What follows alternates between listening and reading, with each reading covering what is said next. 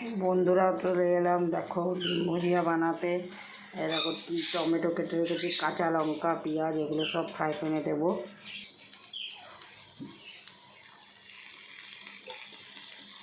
চলছে তেল দেওয়া, ভাজাভাজি হবে। ভাজছি,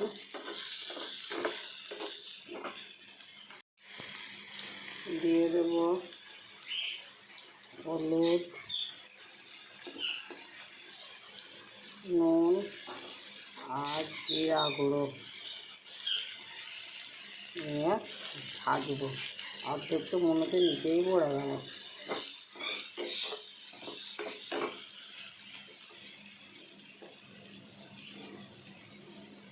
ভাজা হোক, তাহলে ডিম ভেঙে দিয়ে দিয়েছি। এবার ভাজাভাজি করবো, একদম এমনি করে গুঁড়ো গুঁড়ো করে নেবো। পুরো ছোটো ছোটো ছোটো কুচি কুচির মতন হয়ে যাবে। তাহলে আসছি পরে। দেখো ডিম ভাজা আমার কমপ্লিট।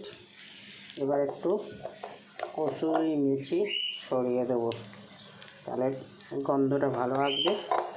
তাহলে এই আমার আজকে রাতের মেনু, ডিম ভুজিয়া আর রুটি। যাটা রেখে রেখেছি রুটি হবে। হয়ে গেল আমার ডিম ভুজিয়া। তাহলে রাখছি ভিডিওটা। Tata bye bye. ভালো লাগলে লাইক কমেন্ট শেয়ার করে দিই।